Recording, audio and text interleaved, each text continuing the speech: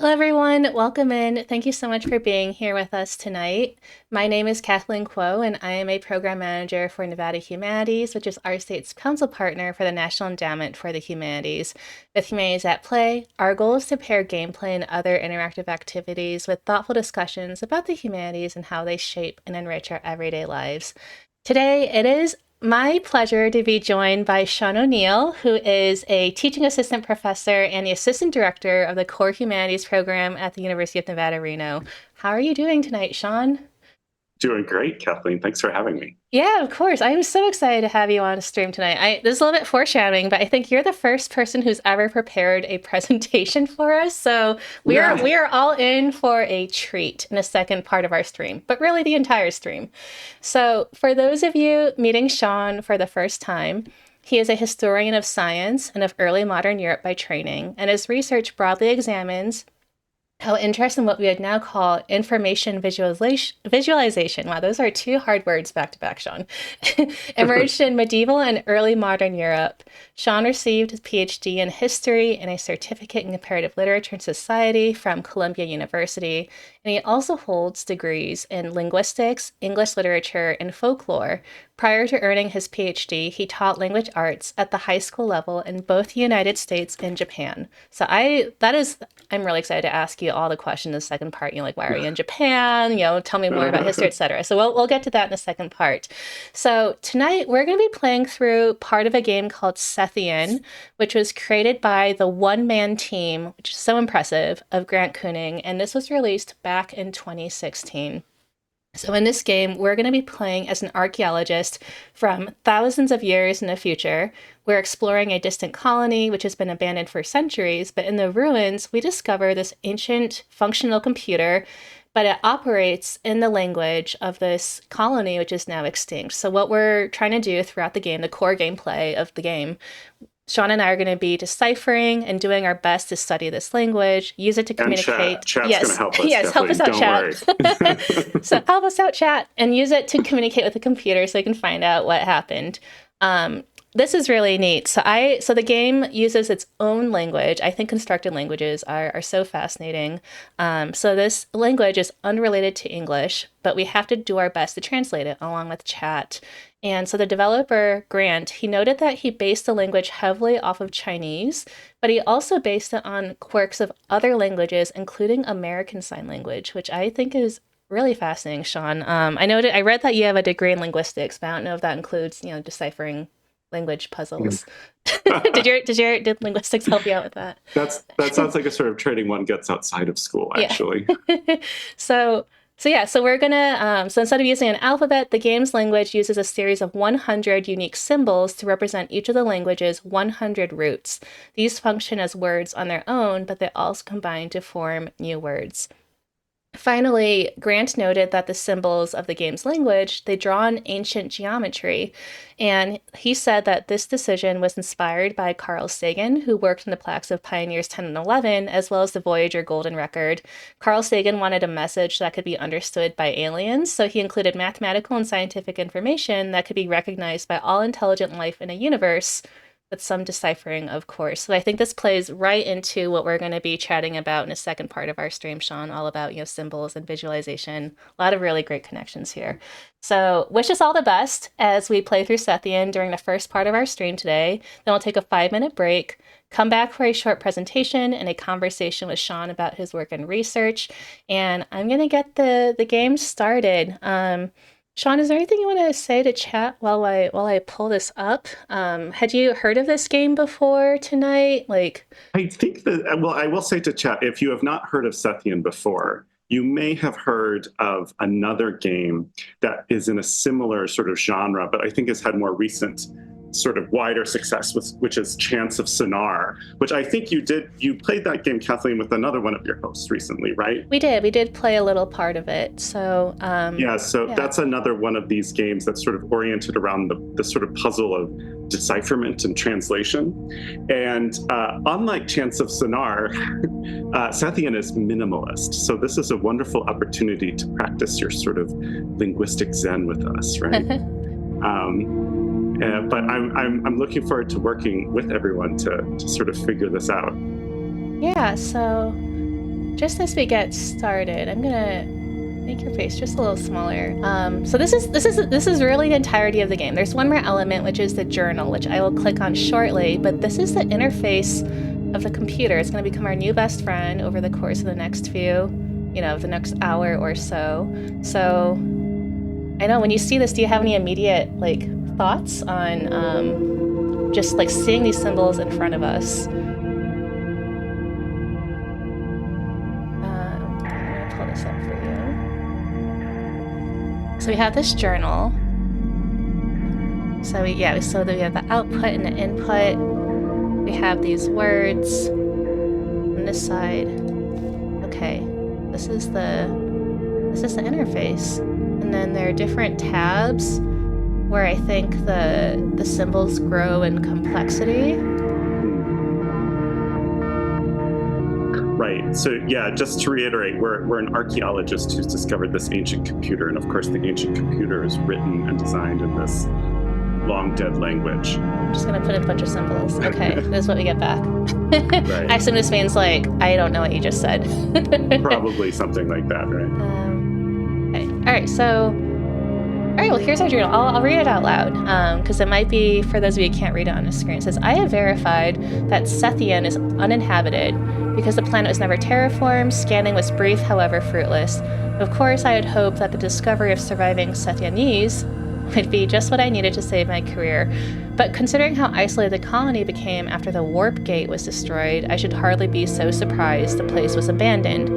Fortunately, the colony's automated maintenance systems have kept the entire city in immaculate condition, and I have located a computer of some sort from which I may be able to extract some useful information.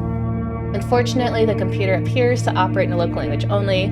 While I did not neglect to bring the writings of Otska and Batker, the only linguists to write on the Sethianese language, I'd imagine I would be able to get by with one of the trade languages I already knew.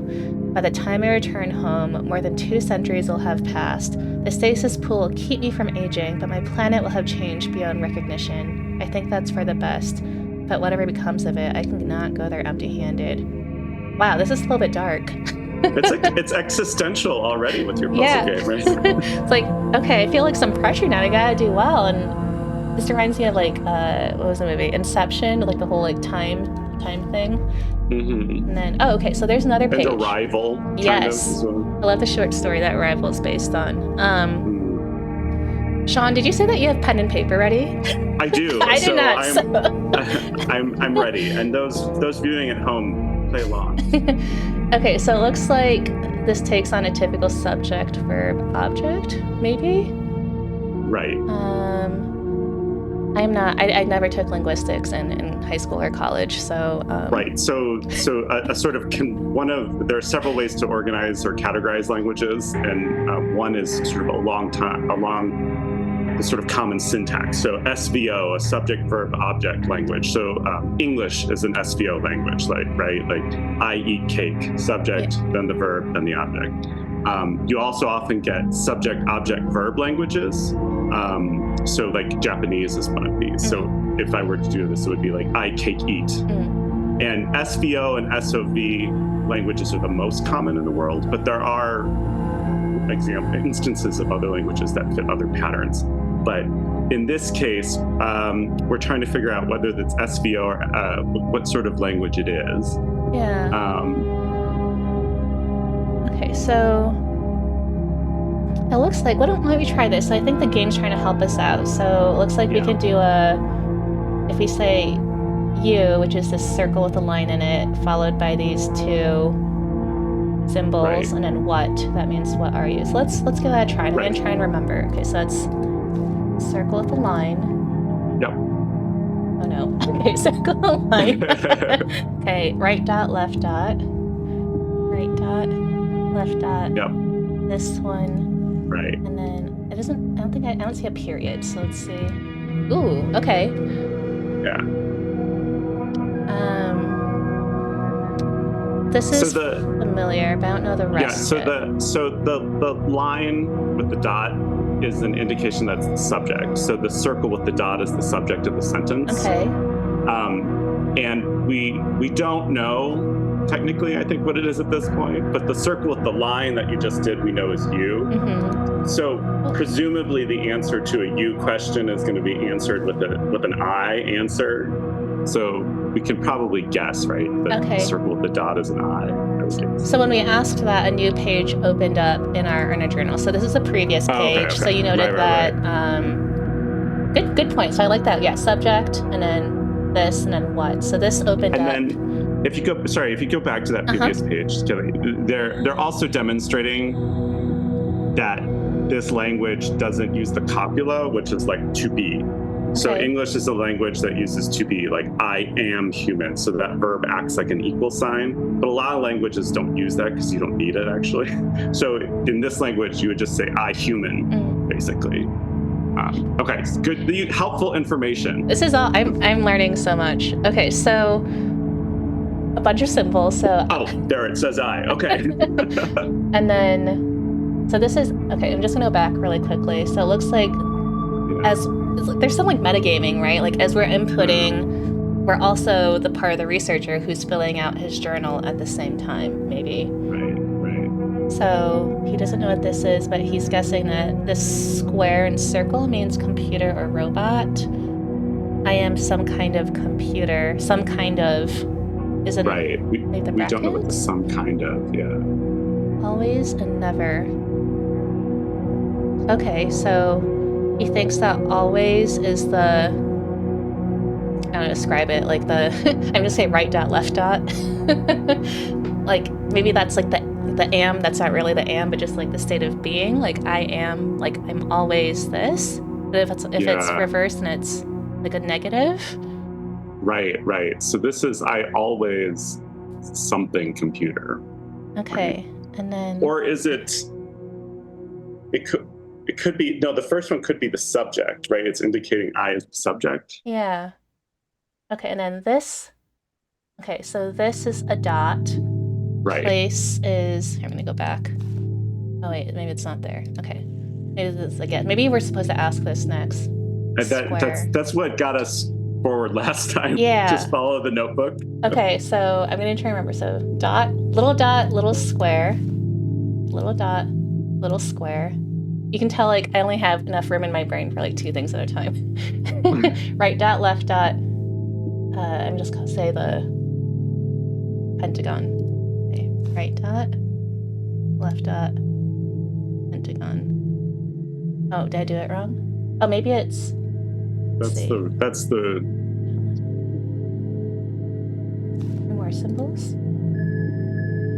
Maybe I didn't. So real fast. I think this one is so we know this is I, subject I, and presumably this is going to be like does not compute. So something like I don't get it. So I'm guessing the little t is like a negation, and then the square is probably like a comprehend. Okay, so I'll try again. Okay. So it does look like a I. Oh, I used the wrong dot, I think. I think I used this little one when it should have been this one. This one. And then, right, left, pentagon. Okay, left, pentagon. Okay, so. Oh, okay, so this place is something. I feel like it's like homework now. What is something? Like I feel like it's like a language class now. Now take this word and conjugate it. I think that's the idea.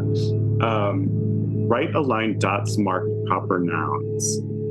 Okay. It's the name of Sethian. Name of this area.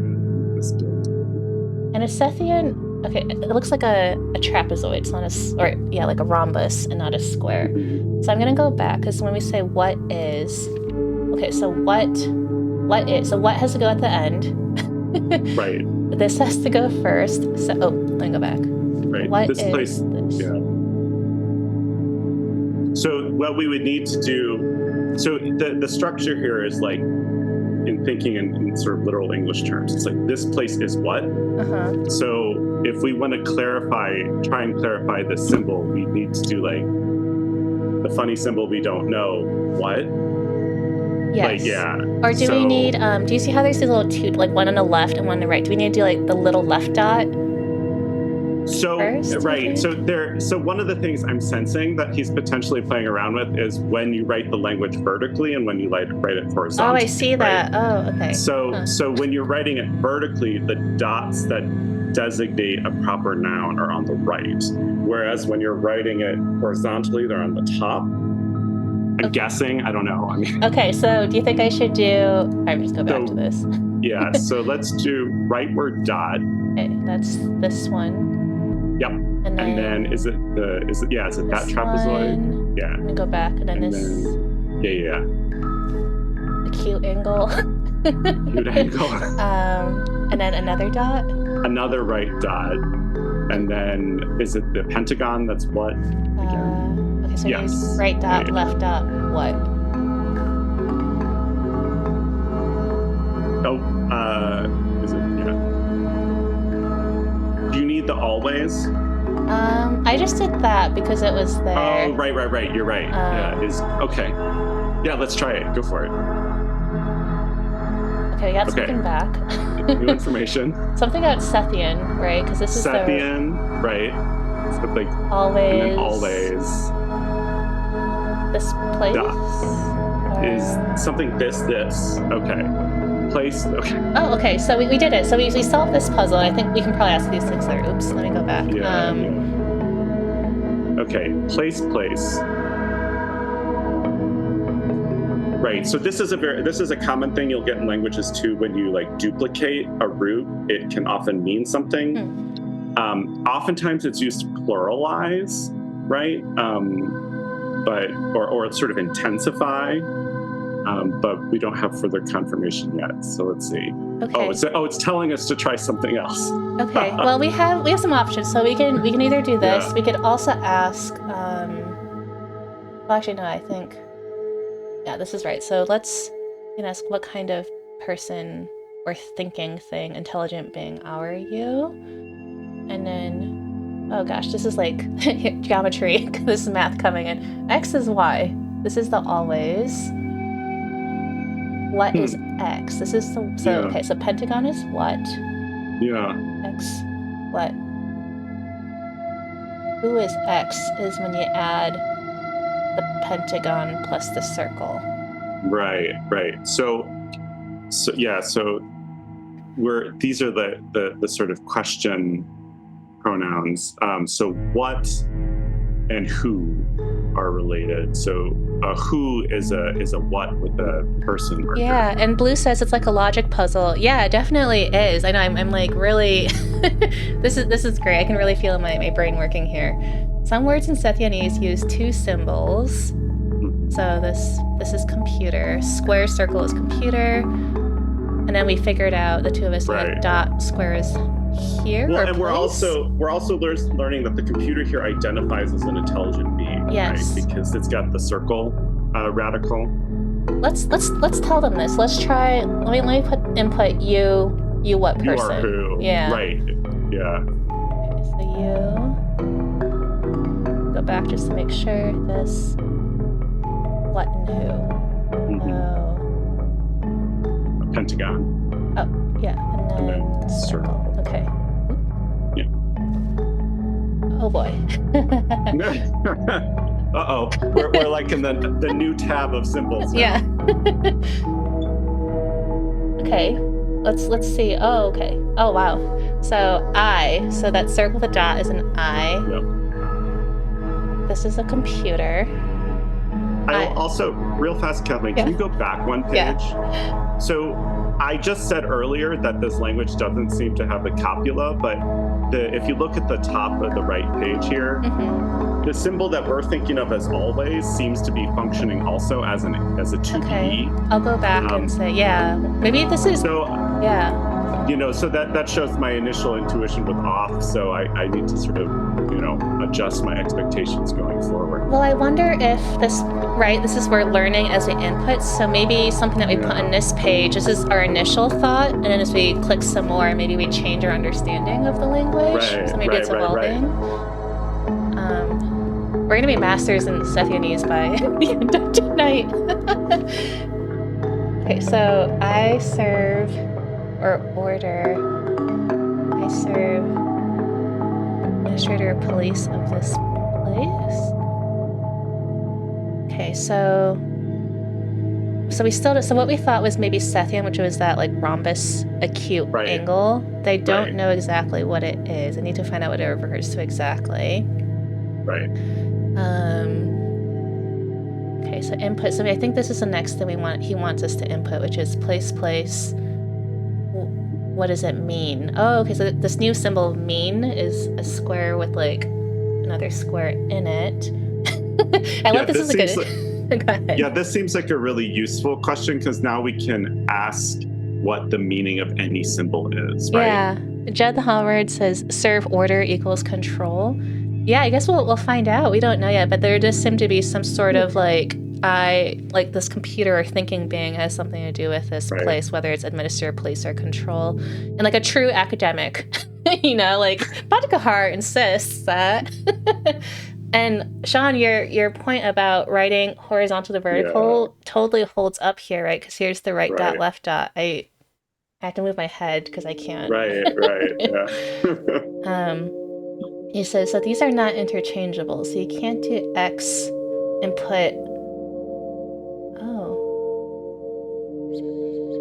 he says it's not interchangeable, but we do it here. So should we try it both ways? Do you see that?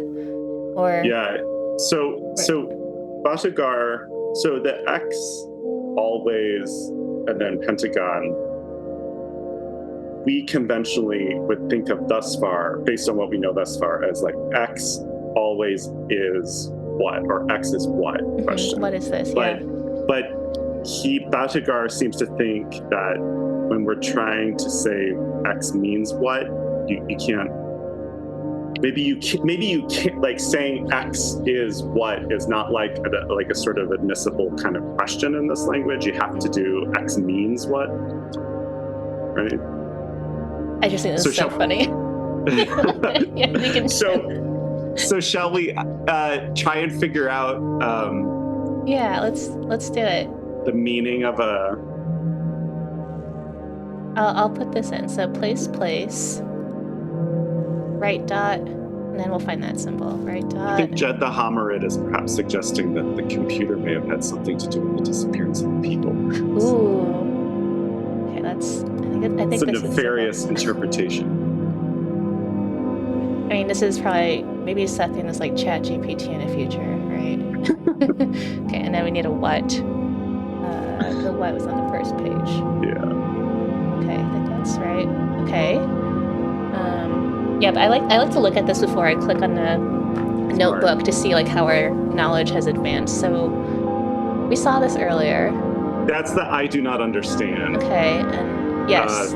So it's something I do not understand. And then some more about whatever this place is. That's these symbols. Right.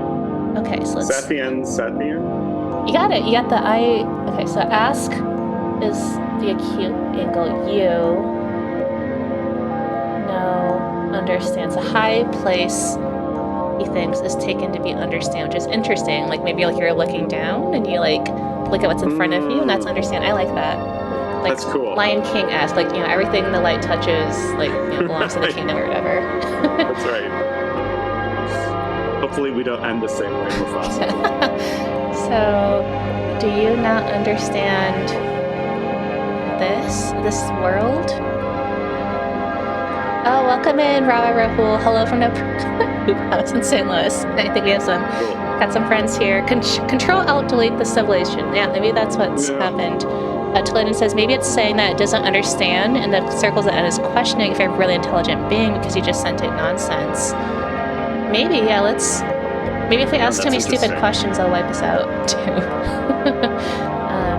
Okay, so the computer understands the force of my question. This must be the Sethianese name for Sethian. And they're like, do you not understand what this world is? Like, you live here?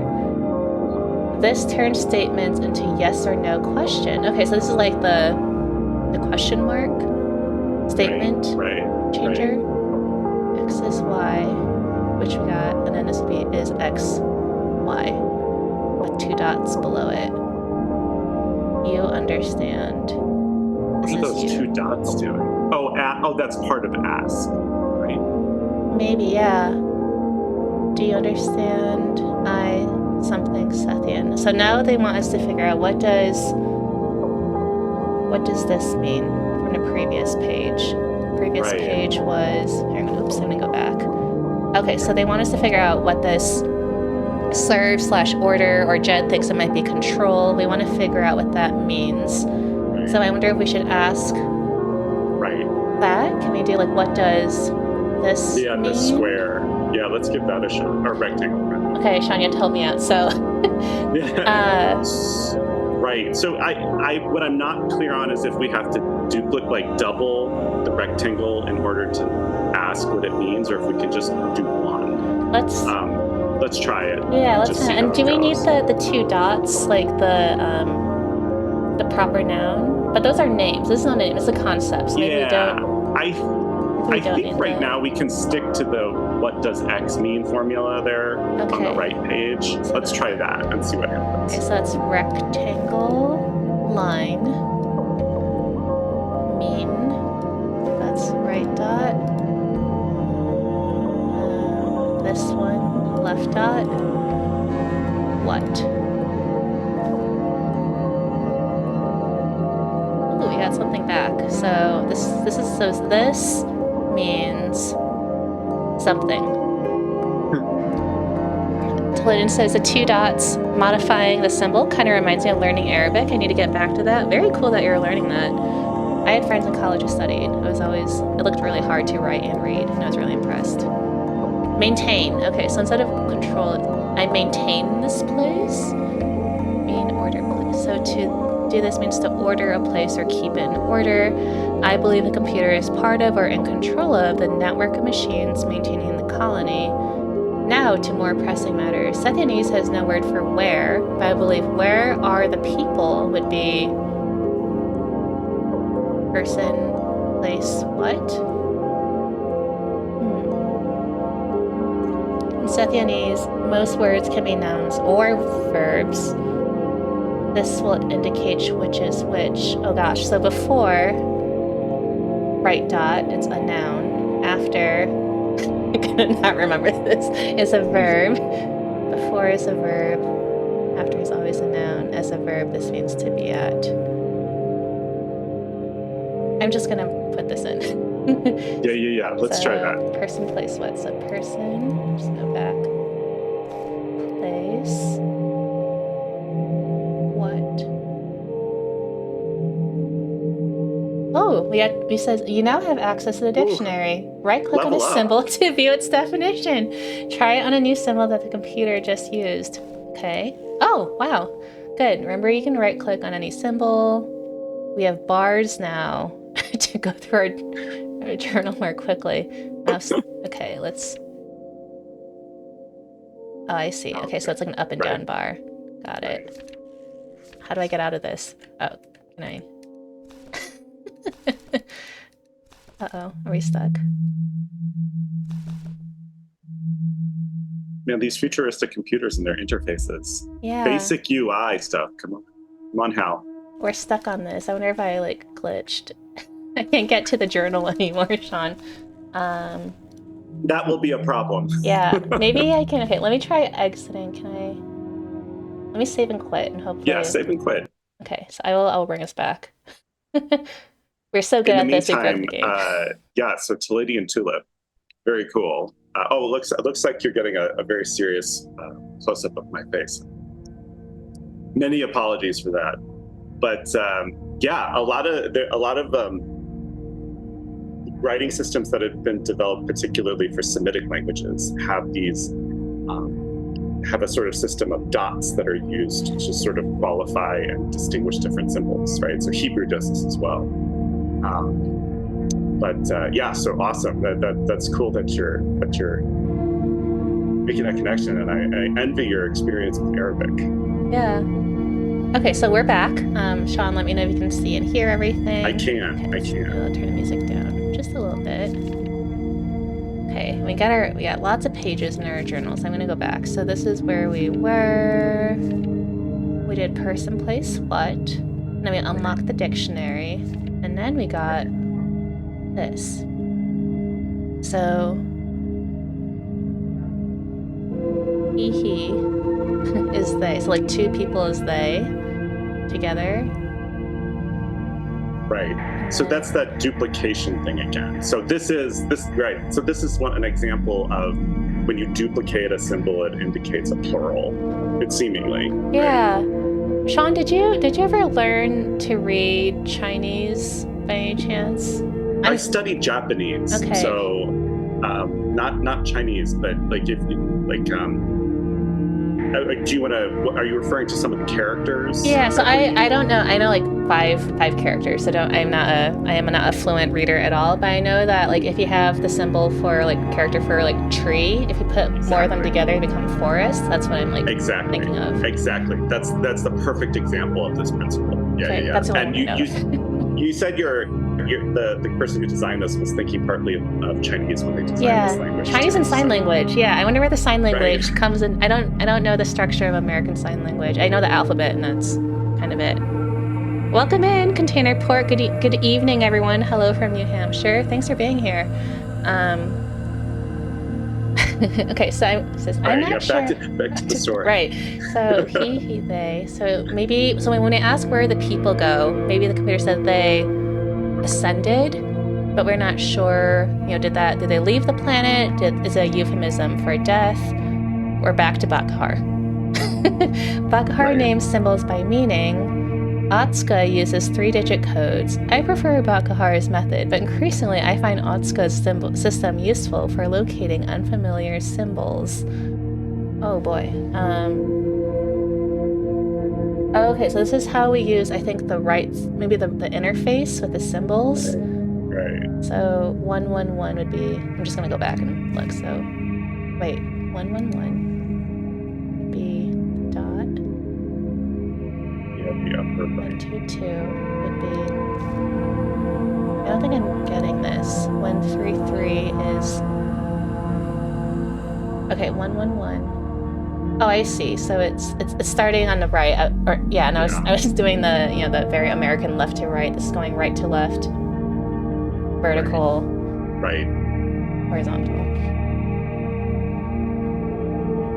Okay. Unlike most Sethianese words, this appears to be an adjective only.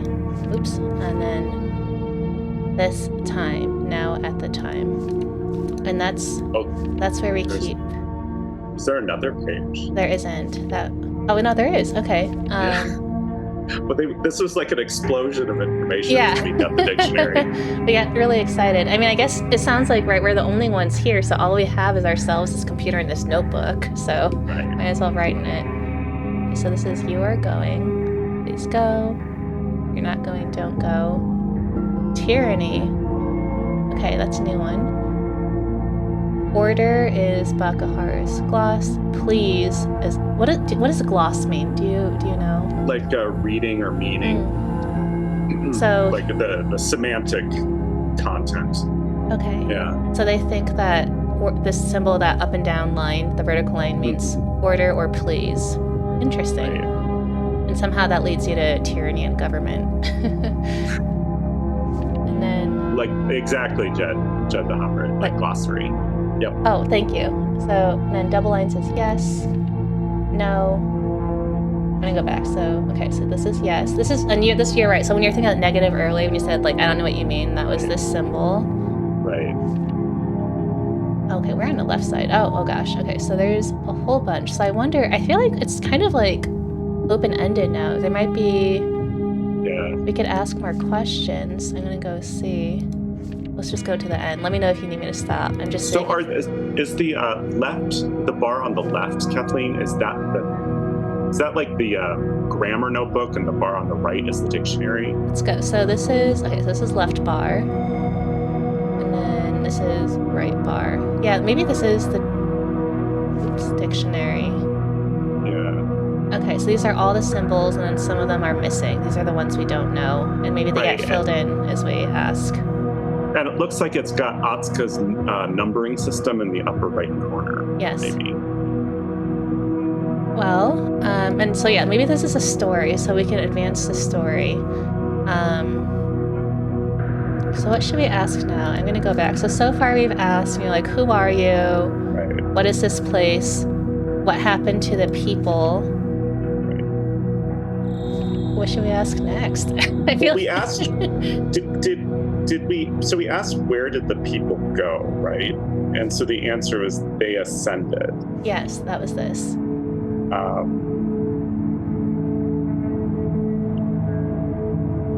Do we have the means to say, like, they ascended where? Yeah, I know that technically where doesn't exist, but yeah. So place what? Yeah, okay, so Sethian has no place for where. So we could ask place. So where did they go? So we could say they, where, or what would the order be? Maybe there, go up where? They, I go where. Okay, so let's try that. Let's see if we can do it. Yeah. So let's find a symbol. Oops. Okay, so I just right-clicked, so that brought me instantly to that page, if you're wondering. Perfect. So they, and then right dot. This is 244. I still don't trust this, so I'm gonna go back a lot and double check. That's totally understandable. Is this right? Wait, 1, 2, 3, 4. I think that's this one. That's understand. Oh, is it? Okay, how do I go back? Oh, got it. So it's... It could be 244. Oh. Is it up one? This one? Or no? That looks like it's slanted. I. Is it? 244. Maybe... That would be... 244. Wouldn't that be this one on the second page? Yeah, you're right. You're right. But then... It's curious. Yeah, this is not very clear. So we'll just see what happens. So then we'll do this 133. 133. That's that one. Oh, I love this. Zara says, should we ask existential questions? If you can type your question legibly into the chat in Twitch, we'll try and convert it to a question for the computer here. And then, yeah, like Jed's. Maybe they uploaded. That, I think uploaded was like a short-lived series on Amazon or something. So they ascended. And place what? Place what? Okay, place. So that one, yep. And then the little, like, yeah, that one. This the one? Square. I'm so scared I keep going back, so I want to have to redo it. No, I hear ya. And then this one and what? Yep. Oh, we did it wrong. Okay. Okay. Do we need something in between? Because we did this. We did they, this, and then we asked where, like to what place? Right. The computer didn't like that. What else could we ask? Well, let's see. I'm kind of curious if there are other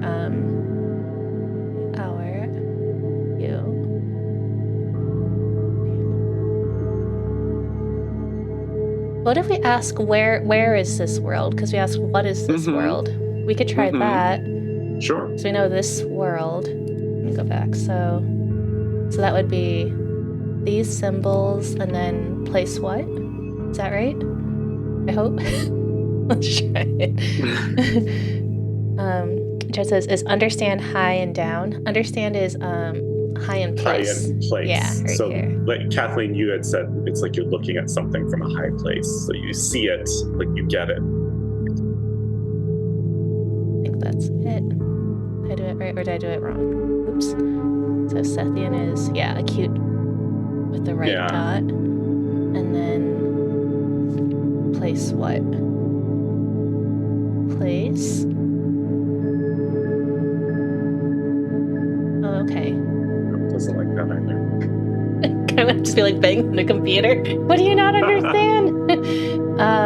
What else can we ask? I mean, this is like really fascinating. It's just, I feel like I could spend like, if someone really wanted to, they could spend, you know, like hours just like coming up with questions to ask. And I feel like there's because of course this is a game, at some point we're gonna uncover and ask the right questions. And I assume you win when you find out like what happened or people come and rescue, or maybe something more depressing happens. Okay, hold on. Why? Go back. That seems like useful. There you go. So we could say, why did they ascend or something, right? Okay. So Do you want to help me parse this out? So this let's is see. So why is, I know I want to write things down too. Right. So it's for what, literally. Okay. Is what why means. Okay. And that's 1, 3, 2, 1, 3, 5. Why? So if we go back to the ascend. Yeah. So that was our next page. Yeah. So why? they rise up, ascend, and why? Yeah, I mean, maybe it's worth trying. Okay, and totally okay if, we'll just keep going. So that's, oops, so that is 1, 2, 4. They.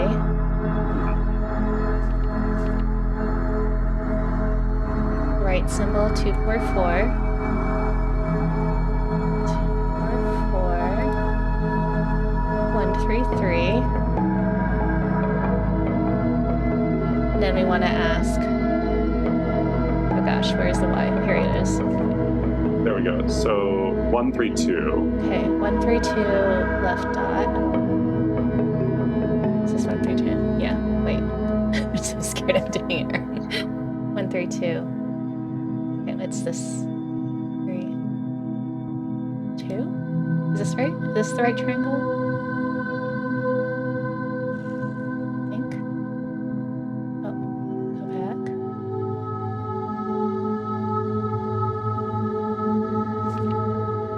My Y. I wish there was like an easier way to bookmark. Right. Keywords. Where were you? What page were you on? Y. Okay. Yeah. 1, 3, 2. Left dot. Y. Left dot. It's only one triangle. Yeah. It is only one triangle. Yeah. Let's try again. The files are in the computer. Yeah, everyone's allowed to yell at me. Okay, so let's do this again. Yell. Okay, 1, 2, 4, 4. And so they. Oops. Right dot. I go.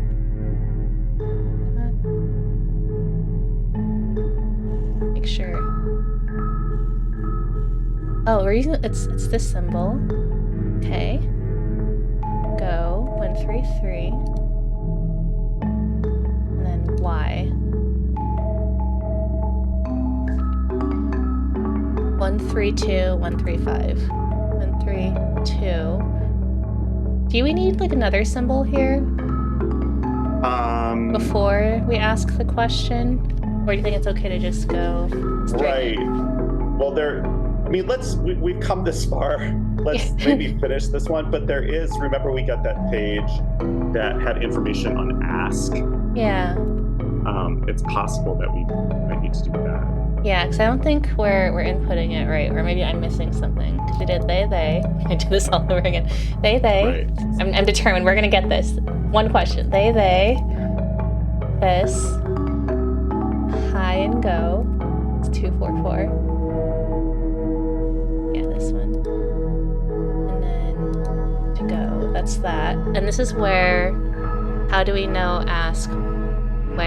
Where or why did the people ascend? Unless the computer's like, I don't know what that... Maybe the computer really doesn't know how to answer that. It's possible. I mean, the answer could literally be, I don't know why they left. Yeah. Rather than just like, I don't understand the question that you're saying. Yeah. But that might just be flattering our egos. Oh gosh. Okay, so if I click on this one, this is the modifier, so it creates adjectives. This person, wow, okay. More, let's go ahead and Gahar. I'm just gonna, I know of person, the people that I know. I know of what I know. I don't think this is useful right now, but maybe if we want to ask a question later. Go looks like a road stretching off in the distance. It does a little bit, doesn't it?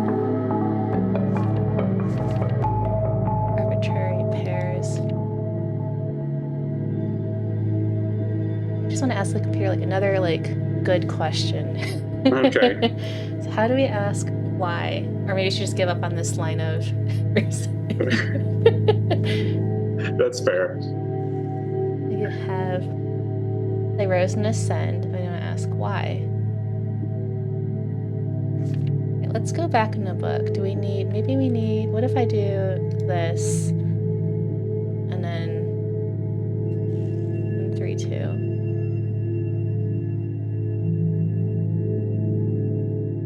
I'm doing this. And oops. I might just be making this up. I don't think it's actually going to do anything. Oh, you're fine. Left dot what? Pentagon. Yeah. Okay. So, all right. The computer doesn't like us. What are some other words? What if I like right click? So we're just going to click on some words. Unless there's another question you'd like to ask the computer. What do you want? That'd be a good question to ask. Yeah, that's a good idea. Yeah. So it would be you want what? You want what? So the U was, I think it was this one. U. Yep. Do we need a symbol after it? Like for subject, that's right. Yeah, right dot. That one. Yep, exactly. And then, oh gosh, second page. That was this one. Yep. And then, can we just do pentagon, or do we need something else? Let's try pentagon. No, they don't like that. No. Okay.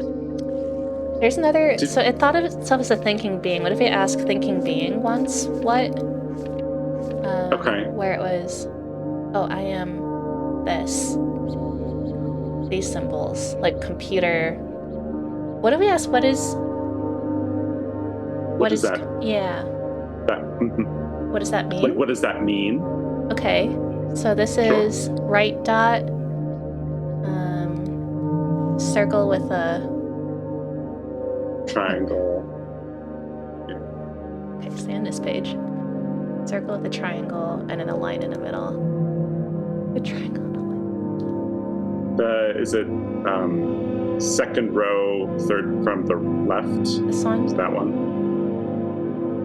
I hope so. Let's go and check again. Circle with a line in the middle. I think so. Yeah. And then circle with it's like a pie that was like a right angle. Circle with this one? Does it have that extra?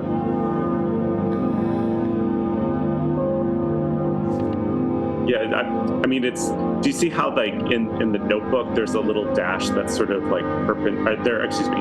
In the notebook there isn't a line that sort of runs tangent to the point where. Yeah. But I don't know if that's. I mean, it seems like one of the things that's happening in the notebook is the person who's doing the handwriting sometimes is slightly off, which I think is part of the reason maybe why Utska's like numeric system is useful. Yeah. Well, it's like again, I don't read written Chinese, but like my parents are very fluent in it, and I just remember like when you watch people who are native in languages like write it down, it's like how do you get from this character to this, which looks nothing like this, or things are like right, it's like handwriting in English, but I feel like with characters it have to be so much more precise. So okay, so computer, and we wanted to ask, is it what are you, or what do you mean? What does it mean? Yeah, what does that mean? Okay, that was, where am I? Here. Yeah. This mean what? Right dot? Does this mean? No, it's understand. Mean is, I apologize that it's not keeping them. It's the square with a square in it. Right. And then what? Oh, okay, we got somewhere new. Hey! Welcome in, Sylvester. Here, it's the amount of times I had Chinese instructors chastise me for writing characters in the wrong order. Oof, flashbacks. Right? And also, you took classical Mongolian? Like, that's also extremely difficult. It's kind of like Arabic in a way. It's like vertical script and also hard to keep track of. Okay, do we Well, get it? and one of the things is right with knowing stroke order can be very important when, at least historically, when we're using dictionaries that organize characters by strokes, right? So in order to sort of, if you had wanted to look up a character, you would have needed, in some sense, to know how it would have been written in order to find its location in the reference work. So that's probably part of the reason why your teacher was very insistent on proper stroke order. Brave Sir Robin your way out of this problem. I don't know that. What does that mean? What does it mean That's no. That's a Monty Python Holy Is Grail, it? because someone, Judd the Hominid, has made a reference to Monty Python Holy Grail, so that seems to have opened the. Oh, I the see. Just up floodgates. above, I missed that. Here may be found the last words of. I love that. Chinese character dictionaries are tough, and especially when looking up Chinese characters. Yeah. Yeah, the classic ones. Yeah. Okay, so now if we right click, so this is I. This is helpful. I like that this tells us I am not able. Oh, okay. More to elaborate. I'm not able to elaborate. Say more. Oh, interesting. When we asked, okay. What do we say? What do you mean? Or what does your name mean? Or Right. Huh. Is that like because they cannot or they're not allowed to? Okay. Huh. What is Triforce is more, yeah. Triforce means no. But what is the square doing there? Yeah. Say, and then this is the Triforce is to increase. So more say means elaborate. Oh, it's elaborate. More say is elaborate. Okay. I'm unable to elaborate. If you go back, what is that final box doing? Like at the top by itself. Yeah, so right, because there's double. Oh, this and then this is this. So I am not able to elaborate on this. Maybe? Am I making that up? Or to say? There's like a double say, right? Like. Right. Well, the first box, the one on the right column, is part of the compound meaning to elaborate.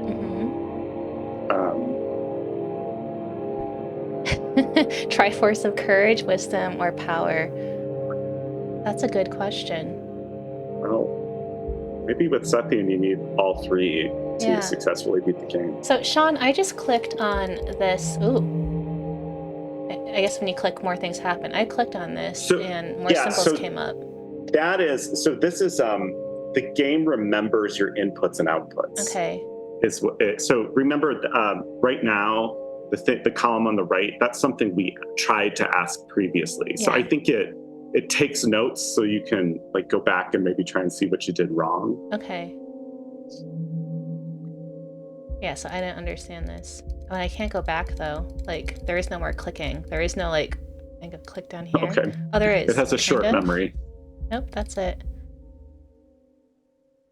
All right, I think we have time for one more question before we go to the break. So, what else can we ask this? So we did have some questions about. We could ask like, what does it mean to police or maintain? Right. So we're able to ask what things mean. What is this like? Where, or do you understand? Do you not understand? You can ask about people. Right. We'll have to ask what it means. And that's what I think what we're trying to, right? We're trying to ask, what does it mean to ascend? I mean, we could try that again. Like, to rise. That's true, but so we could say, like, ascend means what? Okay. You want to try that? Yeah, so that's 2 or 4. Oh, I have to clear everything. 2 or 4. Go. That's 1, 3, 3. Means what? Okay, means what? That's this one. This one. And then this one. Oh, okay. Okay, here we go. So we got proper noun something. Say, do. But it's got the proper noun dots. Right. which seems to suggest that this means these two things mean a thing. right. The say That's and a the compound. do. Say Yeah. do. This is say again. Or to talk about. Person. Is this to understand? No. Okay, I'm just gonna go back. That's the ascent. Yeah, so ascend. A bunch of lines. Oh, hey, we got a new page. Wow. Okay, Yeah, so we said, well, here's another thing. For a person to ascend is to complete the person. To ascend is to complete oneself. The word clearly has some kind of deeper meaning. I have so many questions about how to translate them. I'll try this. Oh, okay, so we could just input this. What person? Kaigo, who ascends? When I came to that country, a beggar asked me for food. I told him, I'll teach you to fish, friend, but he said, no, just give me food.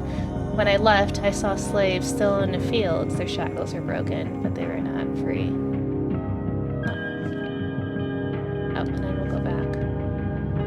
Okay, so let's ask who ascends. So, what person? I think, is this just part of it, or is this the whole question? I feel like something's missing. Maybe they're sort of handing it to us, unless to ask the ask or include the ask particle. But let's just try this for now. Yeah. Okay. Let's so see. what person? Right dot ascend. Right dot. I always forget. Oops. No. Yeah. That is this one. Okay.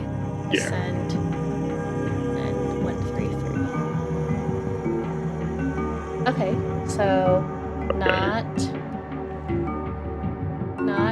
all. Oh, this is everyone. Not everyone. Right. Not everyone. Back. In the past. This is not everyone, but. So not everyone, but I want. I feel like I'm delaying. The computer wants something. No jump scares. I want everyone. All people to ascend. So that the computer wants everyone to ascend, but not everyone ascends. Okay. But it's unclear if there's like a nefarious kind of right. I was waiting for you to be but I want you to be next, or Right. Okay. I mean, that sounds like a perfect cliffhanger, actually. Yeah, I mean, Sean, we'll have to have you back if you want to come back and do part 2. We'll just keep mastering Sethianese. Robert Rojo says, say, do, written orders. That's a good possibility. Yeah.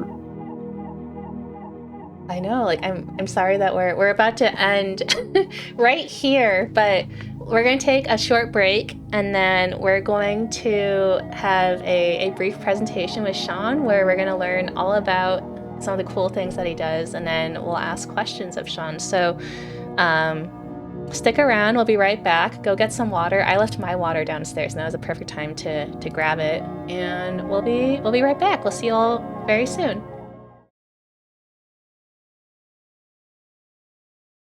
Hi, everyone. We are back with Sean O'Neill from the University of Nevada, Reno. We just finished playing part of a game called Sethian, and gosh, I have so many questions. But Sean, what were your impressions? I think it's certainly a game that is trying to sort of play on that. It's oftentimes sort of innate curiosity we have when we encounter different languages and oftentimes like writing systems as well, right? There's something about human beings that wants to figure out what things mean, right?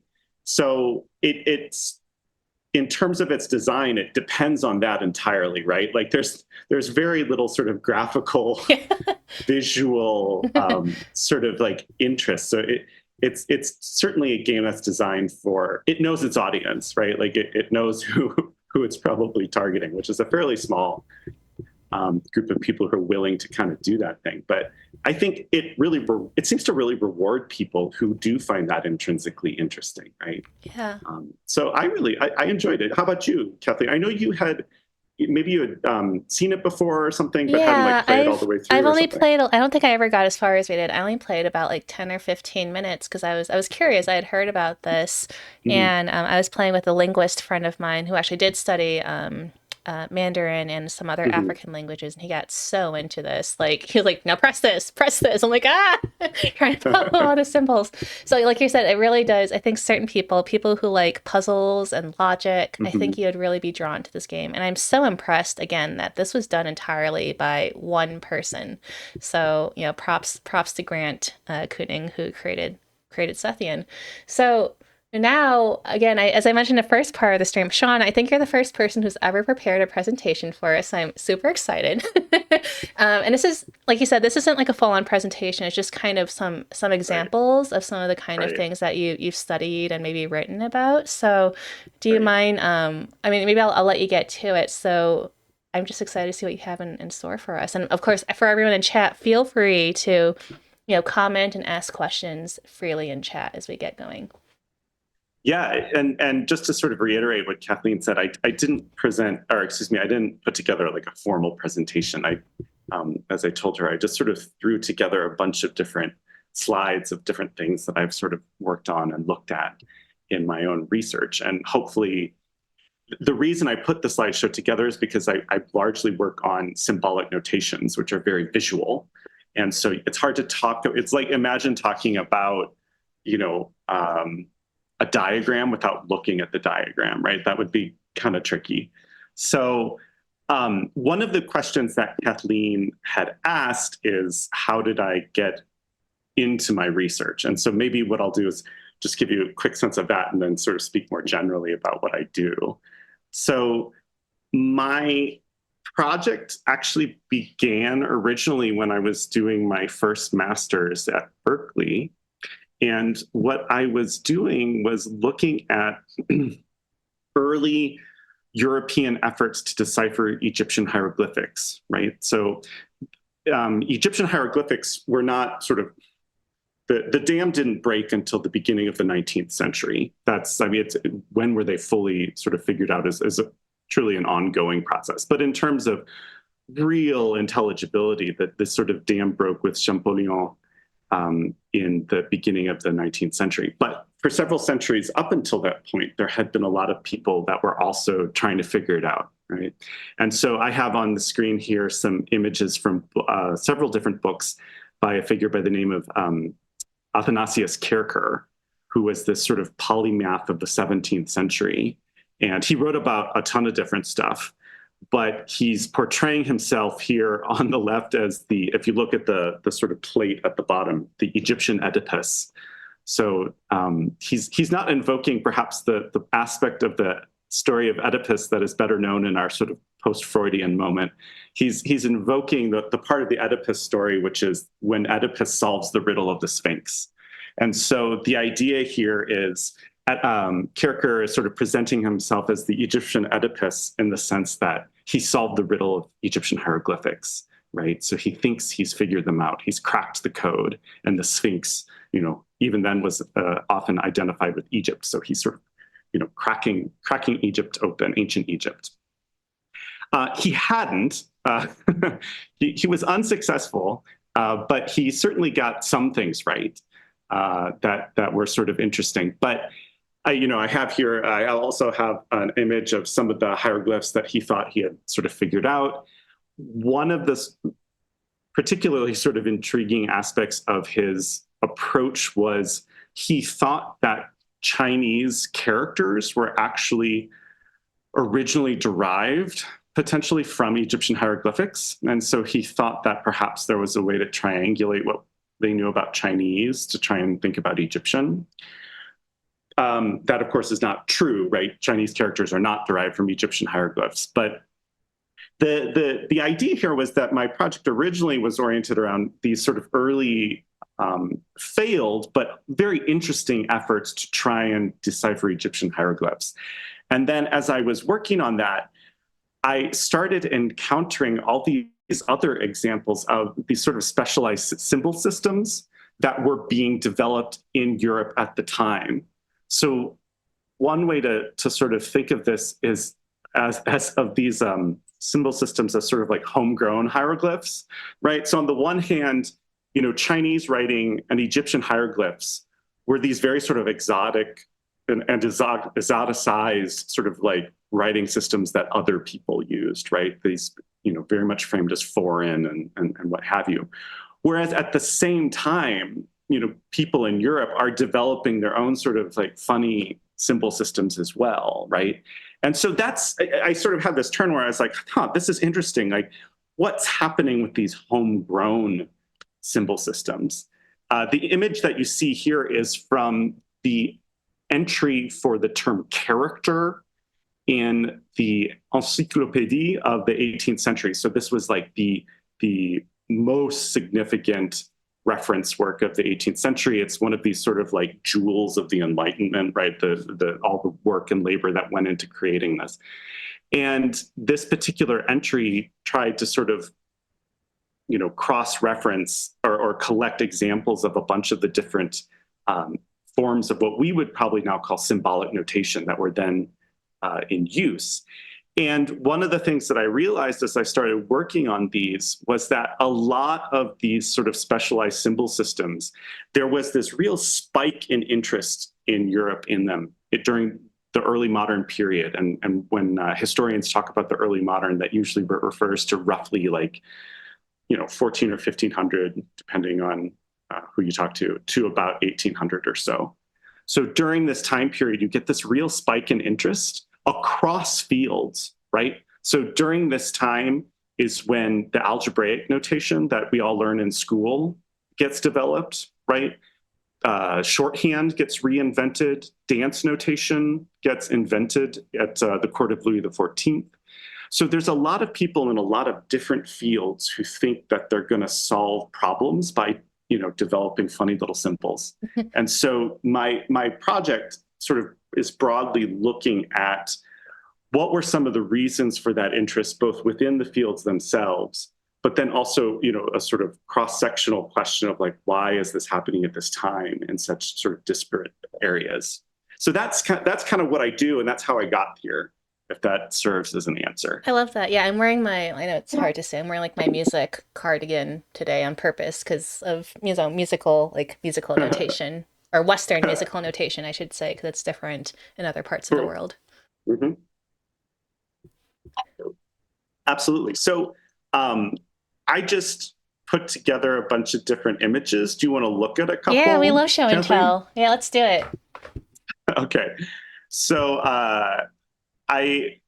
let's see, I have some slides of chemical notation, mathematical notation, dance notation, and then some of the shorthands and universal languages. Which intrigue you?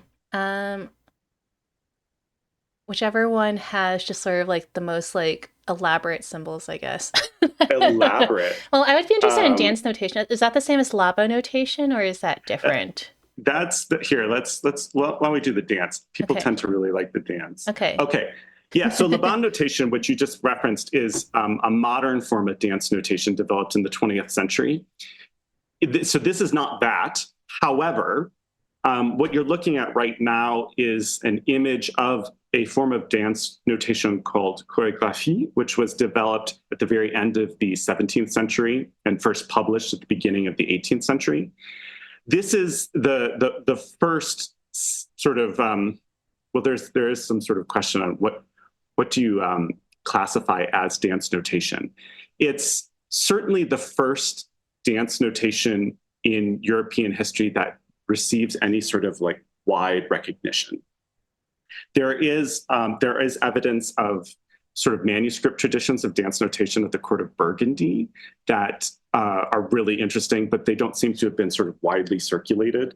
There's also a sort of dance notation that's published in a book in the 17th century, but it's not nearly as sort of sophisticated as what you're looking at here.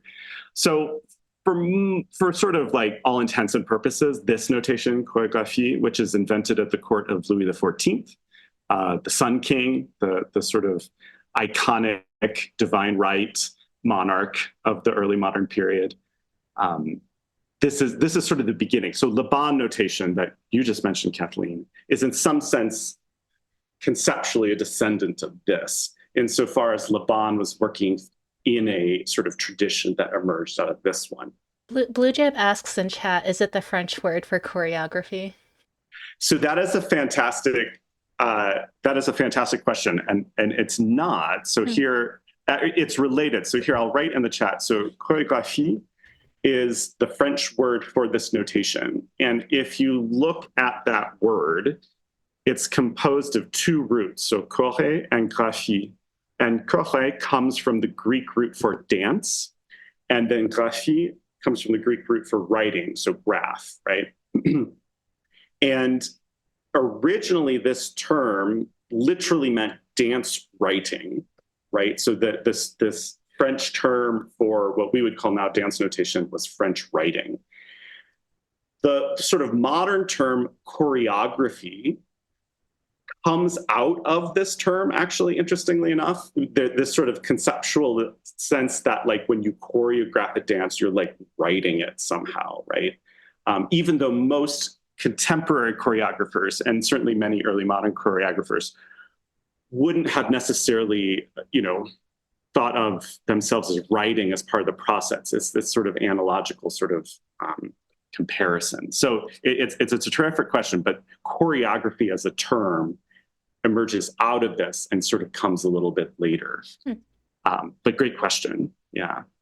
So this is invented by a guy named Beauchamp, who is the personal dance master of Louis XIV. There are a couple other people that develop dance notation at the court of Louis XIV. There's a couple different notations that are put together. Beauchamp is the most successful, partly because there's another guy affiliated with the court, Roger Foyer, who gets interested in it, and Foyer is the one who publishes it. He sort of formalizes the system and publishes it. So this image on the left here is from one of Foyer's early publications. Interestingly enough, Beauchamp sued him because Beauchamp thought he had copyright. He lost that. So he lost that case. So Foyer got the privilege, as it was known then, to publish in this notation for a while. And so it's as you can tell, to the untrained eye, it's complicated, right? And I'm like staring at my monitor to just like try and make sense of it. Yeah, I included this image on the right. It's a neat colorized plate from a later publication by an English dancing master, who sort of depicts two men dancing according to the plan of the notation. I have a couple basic, for people that are potentially interested in this notation, here's some sort of basic things about how it works. So if you look at the left here, so one of the fundamental things to sort of know about choreography is that it's a bird's eye view. So you have to imagine yourself as like someone who's above the stage looking straight down at what's happening below you.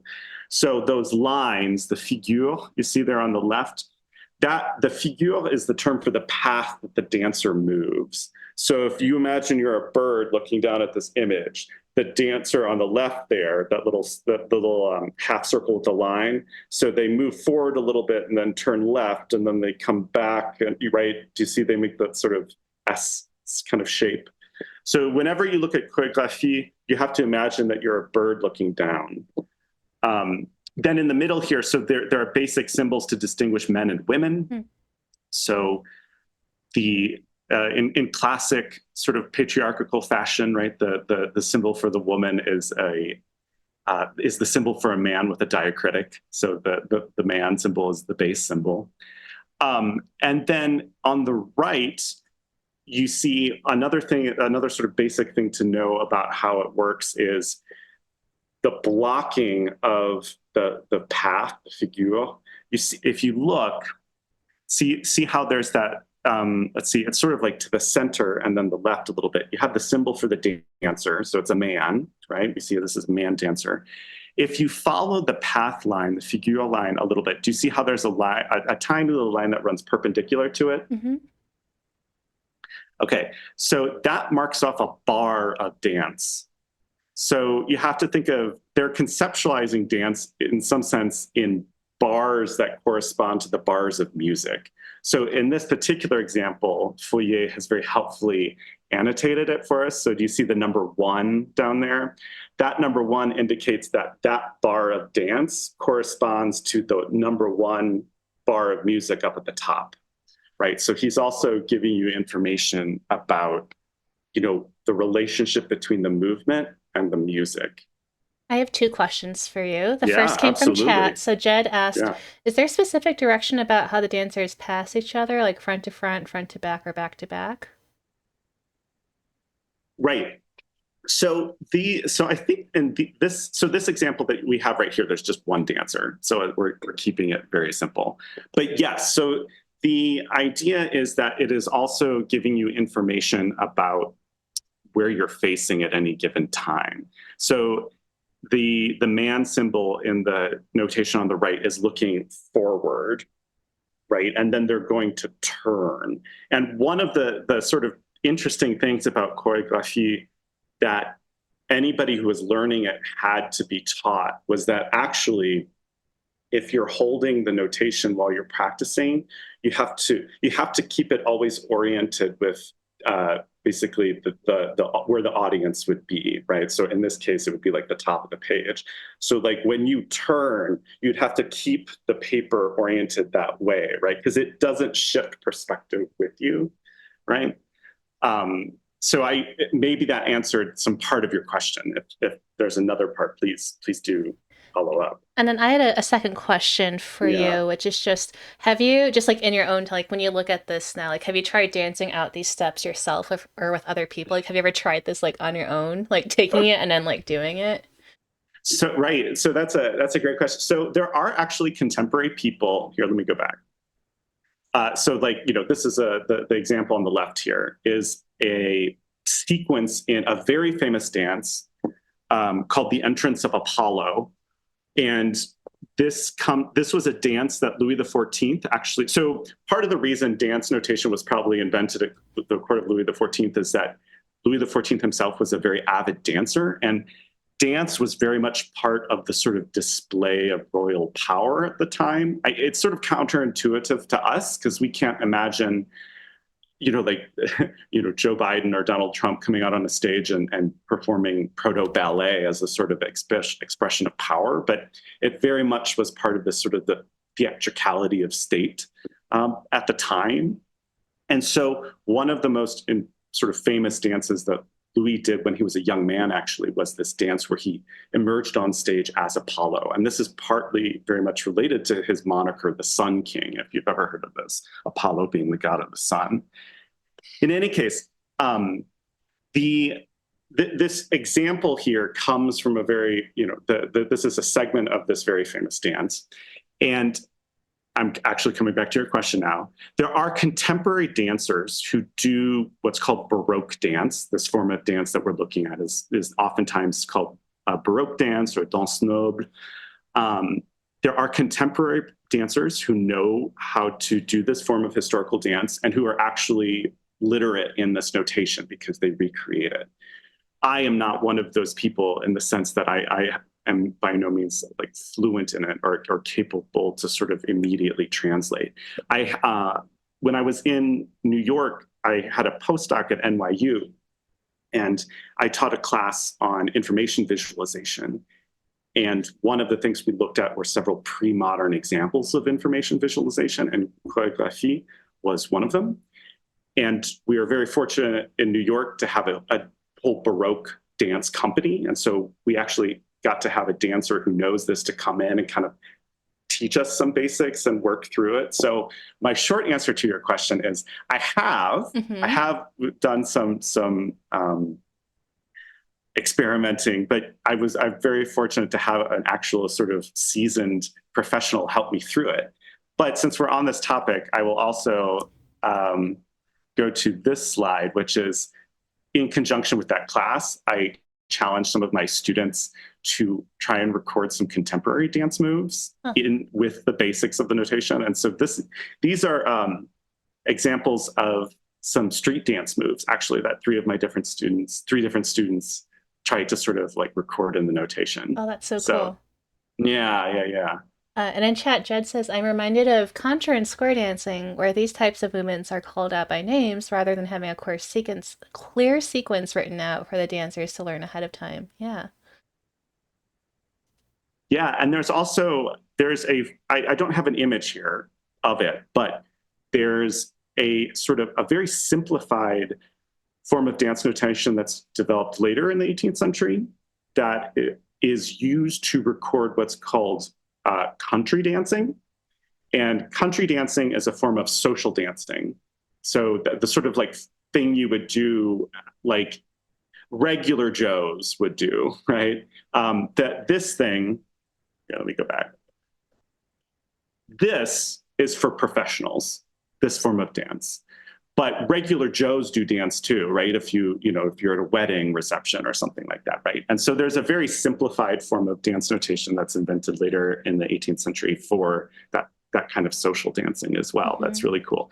And that form of dance, country dance, is the sort of progenitor or ancestor of precisely the sort of square dancing stuff that you're referencing there, Jed. Yeah. I love this. I have like so many I want to just like do programs like that are all about like I don't know taking some sheets and like just going through this in like an afternoon. I think that'd be so much fun. Yeah, absolutely. I mean, I think why not? Let's do it. Yeah. All right. I'm gonna hold you to it. I think. Do you want to? Is there another example you'd like to show us? Maybe we could do another example, and then I'm happy to move on to. Sure. We can ask you some more questions. So again, I think the people want you back for a part 2 of Sethian. So we could always go back to these slides too if we want. Yeah. Do we want to look at chemistry or math? How about that? We did dance. Let us know in chat if you prefer chemistry or math. There's some chemistry. Let's see. Were you okay? So I see math. Okay, let's go math. Okay, let's go math. Sorry, do it next time. No, you're great. So what I have here are these are just some examples of different forms of math notation that are sort of being messed around with in this early modern period in Europe, right? So the on the right here, you see this example. It's written in French, yes. So this is probably the most familiar, right? So this is Descartes' form of algebraic notation. This is the form that, for the most part, we learn in school now today. The one key difference, which I think is kind of fun, is if you look at so this is the right image. If you look above, so we have that sort of section where it's like all the algebra. If you look at the line just above it, so it says z plus 1/2 a. Mm-hmm. Do you see that z plus 1/2 a? Yep. And then you have funny symbol, and then you have x. Mm-hmm. You see that? Okay. So that funny symbol, the one part of that equation that you don't probably recognize, that's actually Descartes' equal sign. The funny symbol. So it looks kind of like the symbol for Taurus on its side. Okay. Yeah. So that's actually Descartes' equal sign. So the equal sign that we know was developed in the 16th century in England, and it was by no means like the most successful equal sign in terms of like people using it. Descartes was very successful because he was such an influential mathematician. And if you were a mathematician in 1640, there was no way that you would have known that this wouldn't have been the equal sign that people would wind up learning 400 years in the future. So there's no sort of clear answer as to why our equal sign won out, but it's probably, some people just assume it's probably because Newton used it. So Newton was English, he used the English equal sign. Newton's mathematics were so sort of sort of foundational in so many ways going forward that people wound up using it. That's a hypothesis, but Yeah, in any case, what you have to the left here are other forms of mathematical notation that people had sort of been working with before Descartes. So this is, in the middle here is Pierre Erigon's notation, which is actually quite similar. So if you look down at the bottom, you see that A3 squiggle 3A2B plus AB2. Do you Yeah. see that? Mm-hmm. Okay. So Erigon's notation is quite similar to Descartes'. The key difference being that for Erigon, he didn't put the exponent in superscript, right? So the A3 means A cubed, what we would call A cubed, right? And so, 3A2B, right? AB2. So AB2 means AB squared, right? And then on the left, we have a much older form of algebraic notation, which also represents a very sort of different way of thinking about mathematics. And it may not be worth diving into that right at the moment, because it is kind of different from the way we think about algebra. But it might be worth just sort of looking at, the how different it looks, right? How different it seems. Yeah. One of the interesting things that may be worth noting that's kind of interesting is if you look at, so we have these two columns of algebraic statements. If you look at the one on the left, if you look at the very bottom line, you see how it's like it has 4 and squiggle, then plus 4, and then a different squiggle, Yeah. and then 10, and then like a little circle with a line through it. That little circle with a line is a symbol that indicates it's a unit. So when we write algebra today, we might say like 3x squared plus 4y minus 2, right? The 2 just stands there by itself. But in this case, there's a little symbol that indicates the 2 is like a unit. It's not actually, sort of counting off an unknown of some kind, right? That's different. That's kind of cool. These are some other sorts of examples. Yeah, and in chat, Tulip said, fun fact, in medical lab, a plus is positive and an equal sign is negative because if you just have the one minus with an exclamation straight mark, it could be a plus. So I love I didn't know that. So it does make sense. You want like 2 lines instead of 1 line so you don't accidentally make it a plus. Absolutely. And that reminds me of like the check numbers Oh yeah. in Chinese and Japanese as well, right? So to your point, to Lady and Tulip, the basic characters. Here, let me see if I can. And I had a conversation recently about like tally marks in other cultures across the world. Yeah, whether it's like like lines or if you do a square with a thing through it. Yeah. Let's see. I normally updated my computer, so I seem to have lost my. I need to go back and add my ability to write in Chinese and Japanese characters. But if you can imagine with me here, the basic symbol for the sort of characters that are used both in Japan and China for 1 is just a dash, right? And the symbol for 10 is like a dash and then a vertical line through it. So it looks like a cross, okay? And so imagine that you're someone who's writing a check to another person, right? Like it would be very easy to start manipulating numbers, like and then you take it to a bank. So there is this whole tradition in some of these systems of having like highly complex characters that are used to represent numbers alongside the simpler ones for precisely this reason to Lady and Tulip. It's to avoid mistakes, but also misrepresentations as well. Yeah. So anyway, I thought I added this image here. I thought it might be sort of interesting. On the left, we have an image from the early 16th century of the woman in the middle is arithmetic, so a personification of arithmetic, and she has 2 people in front of her. And they're both labeled by the sort of banners.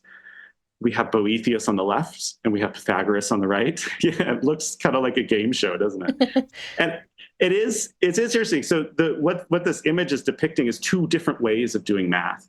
And so Boethius on our, or at least on my left, is using the newfangled Hindu Arabic numerals that we all know and now take for granted, but were then relatively new in Europe. They had only been around for a couple centuries, and only a sort of selective small groups of people had used them. So, in the 1500s, it was still very much about teaching people how Hindu Arabic numerals work, right?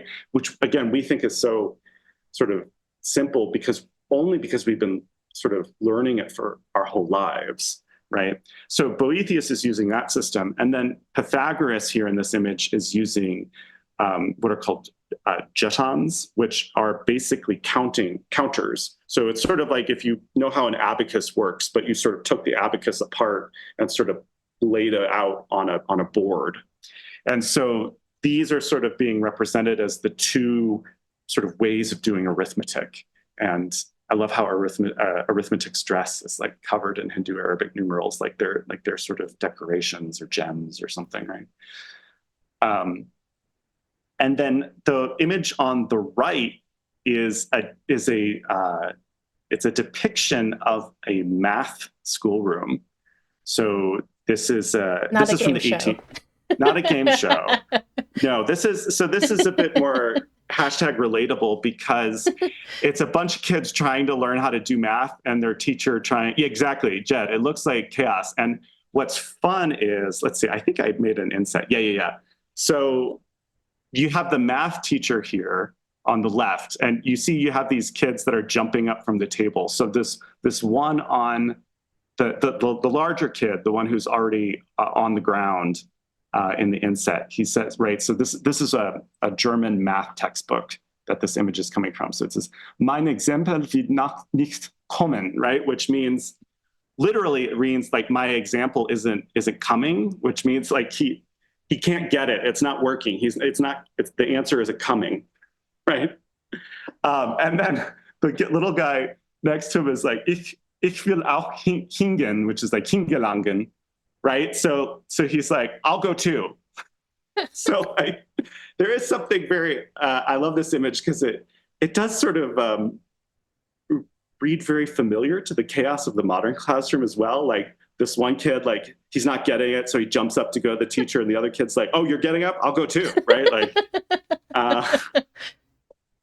yeah. So math teachers and teachers who work with young people, we honor you. We respect everything that you're doing. We appreciate it. These are great.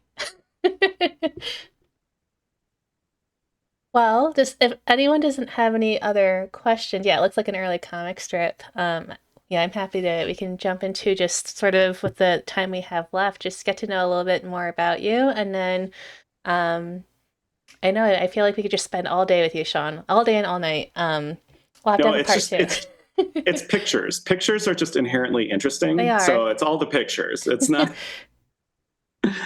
Should I stop sharing? Sure, go Kathleen? ahead. Okay, so now we're just back. Now it's just the two of us. So yeah, Sean, thank you again so much for preparing that slideshow with all the great pictures and even more that we have to look forward to next time. So just I'm wondering again, anyone can feel free to ask a question during this time, but I don't remember if you told us what exactly sparked your interest in studying all of this. Like when you're growing up, like were you the kind of kid, like Right. did you love reading? Did you love puzzles? Like what made you think like, I want to study, like I don't know, funny little symbols someday, or like I want to do this. Like what set you Right. down this path to where you are today with history and science and everything in between? Right. Yeah. I mean, I guess when I was very young, I don't remember how old, but it was, I think, about first grade, because I encountered a book with images of ancient Egypt Mm-hmm. in it, and I became sort of immediately entranced by, you know, this other way of I mean, I became sort of immediately entranced with ancient Egypt, but also especially this form of writing that looks so different and worked in such a different fashion from what I knew. And let's face it, as a first grader, it's not like I was the master of like our way of writing either, but somehow it was just so sort of supremely interesting. And so I think, yeah, if I were to do a sort of, if this is my entry in the MC universe, my origin story, like that inciting incident is probably me encountering Egyptian hieroglyphs as a child and not getting any superpower out of it, but an intense curiosity about different ways of sort of writing. And so, yeah, I wound up, one of my majors in undergrad was linguistics, and I loved it. I loved learning about language, but a sort of funny fact of the way that modern academia works is that contemporary linguistics tends not to actually be a home for people who think about writing systems. There are some, like I'm not saying by any means that it's impossible, but in general, modern linguistics is fairly squarely interested in either oral language or sign language, not written language. And part of that is because when modern linguistics was invented at the beginning of the 19th century, the sort of conventional form of linguistic study that preceded it had focused almost exclusively on written language. So I get it, but I also realized if I was interested in this sort of thing, linguistics wasn't necessarily the best home. And yeah, so I wound up traveling around a lot. My second master's was in a folklore program housed in an anthropology department. And then that's kind of when also I've discovered history of science, and I realized history of science was my intellectual home because it was the capaciousness of its embrace allowed me to sort of follow through on all these different kinds of questions, like thinking about dance notation and math notation at the same time in a way that I might have had to sort of pick one or the other in another sort of field, if that makes sense. To Lady and Tulip, I'm actually, I love learning about language. I love studying language, but I'm not a polyglot in any sense of the term. So I have studied French and Japanese and Latin, but I would not consider myself a fluent speaker or user of any of them. I'm certainly better in some than others, but this is also just an abiding personal and sort of intellectual interest. I love those people who can speak 8 languages. They're fascinating, but I'm not one of them. I thank you for sharing all of this. I feel like a lot of our interests overlap in some way. I almost minored in the history and philosophy of science as an undergrad at UChicago because I also thought, I love science and I loved learning about, how did we get to where we are today, or what did people used to think back then? And so It was really fascinating learning about all of that. And I loved learning languages because it was a window into other cultures and, as you said, sort of ways of thinking, like, the ways that you order, your subject or your object or whatever. So I've always loved languages for that reason, but I too I am not a polyglot by any means. So, and yeah, you do know a little bit of German, don't you? Or you were reading it earlier. Yeah, just some very basic. I do not in any way put it in a list of things that I have legitimate familiarity. Yeah, like passing, like reading-ish knowledge, maybe. Some basics, but some basics to work with.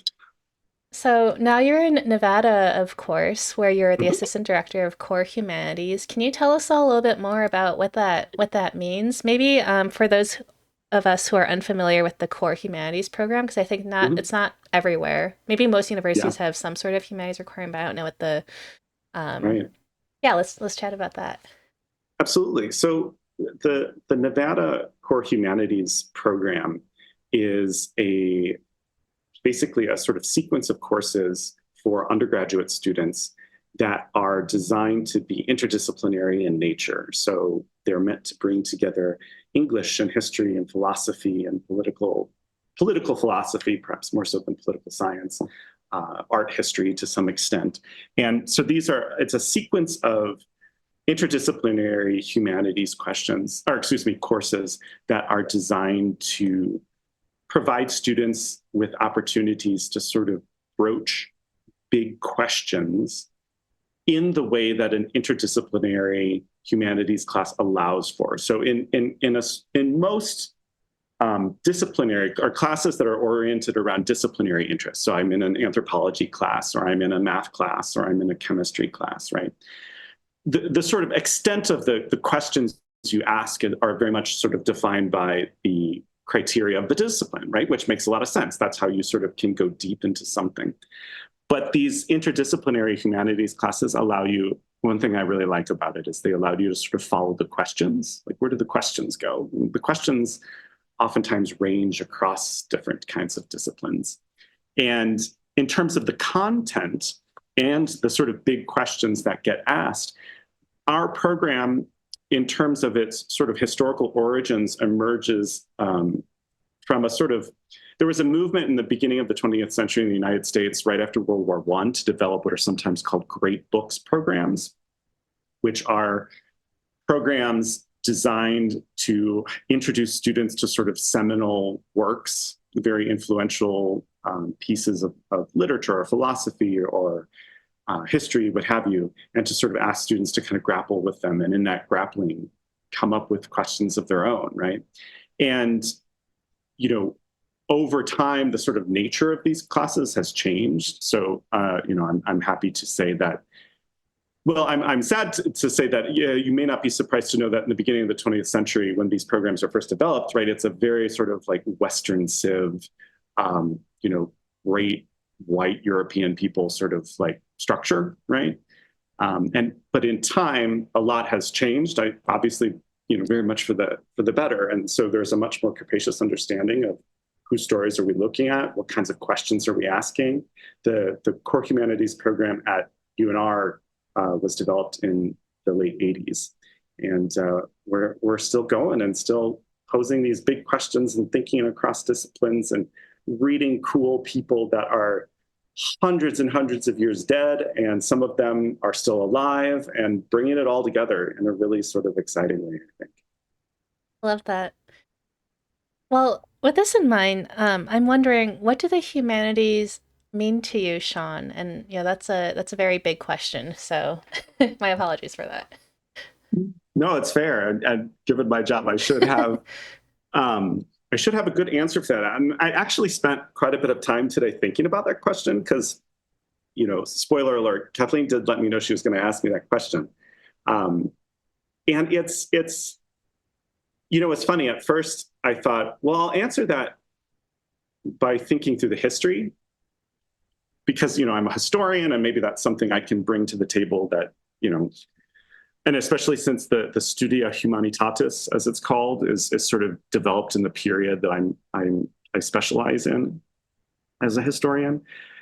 And, you know, and then I kept going down these different paths of, because one of the tricky things with humanities is it's often defined in contradistinction with something else, right? So humanities versus STEM, or, you know, humanities and art, right? So the NEH and the NEA are different. So what's the difference, right? So we sort of define this term by imagining a sort of contrastive other, right?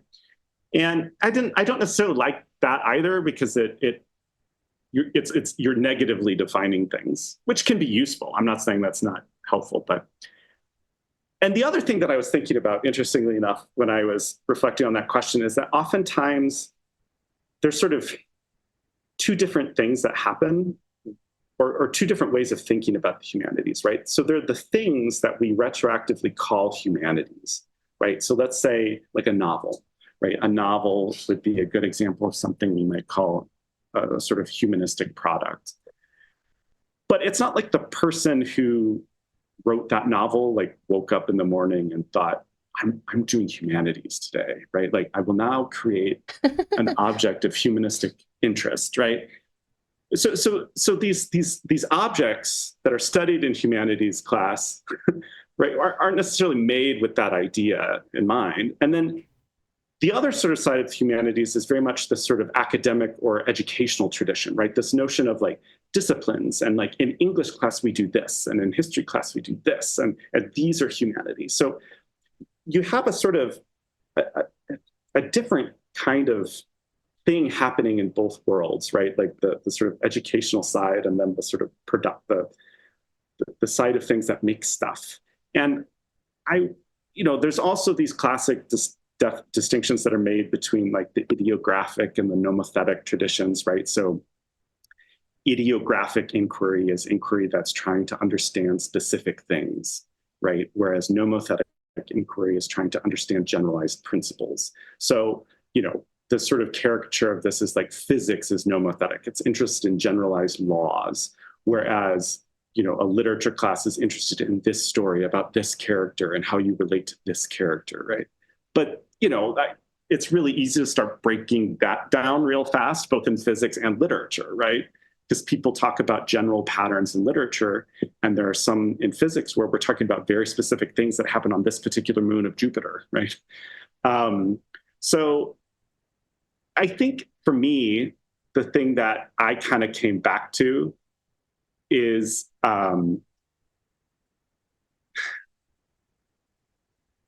there's that line that Orson Welles is often attributed with we're born alone and we die alone, right?